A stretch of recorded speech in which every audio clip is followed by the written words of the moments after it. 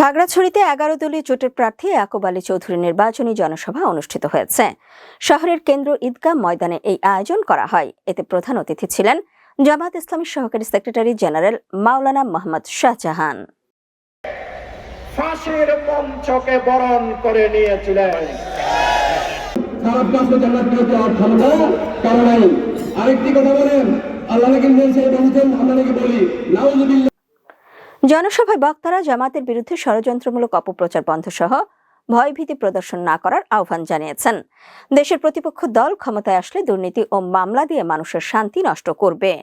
জুলাই যোদ্ধাদের রক্তের বিচার নিশ্চিত করতে হ্যাঁ ভোটের পক্ষে ভোট দেওয়ার অনুরোধ জানান তিনি।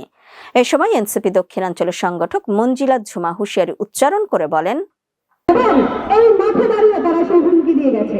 কত বড় সাহস! নারীদেরকে তারা জামা কাপড় খুলে ফেলবে সেই কথা মাইকের সামনে দাঁড়িয়ে তারা বলে যায়। তাদের মিনিমাম যে লজ্জা, সেই লজ্জাটুকু তাদের নাই। আমরা মানুষকে ভালোবাসা দেই, মানুষকে জুলাই বিপ্লবের যে করুণ ইতিহাস আছে সেটির কথা বলি, আমরা ঐক্যের কথা বলি। বাংলাদেশে সর্ববৃহৎ ঐক্য এখন 11 দলীয় ঐক্য জোট, যেটি জুলাই বিপ্লবকে ধারণ করে, মুক্তিযুদ্ধকে ধারণ করে, সাথে সকল ধর্মগোষ্ঠীর মানুষকে ধারণ করে।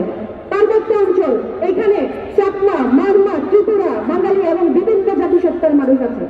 কিছু মানুষ দেখবেন বিগত বছরগুলোতে কিভাবে ওই সাম্প্রদায়িকতাকে ইস্যু করে মানুষকে জিম্মি করে রেখেছে। 2024 সালের সেপ্টেম্বরে সাম্প্রদায়িক দাঙ্গা তারা লাগিয়েছে, এটা মানুষজন জানে।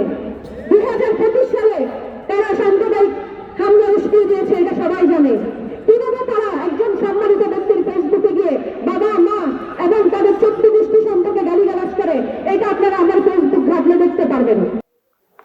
একবার হুমকি দিলে ভোট কমবে 10টা। খাগড়াছড়ি জেলা বিএনপির প্রার্থী সহ দলের নেতাকর্মীদের নামে ব্যাপক সমালোচনা করেন মঞ্জিলা ঝুমা। জনসভা থেকে 11 দলীয় জোটের প্রার্থী ইয়াকুব আলী চৌধুরীর পক্ষে ভোট চেয়ে 12 তারিখে বিজয় নিশ্চিতের আহ্বান জানানো হয়।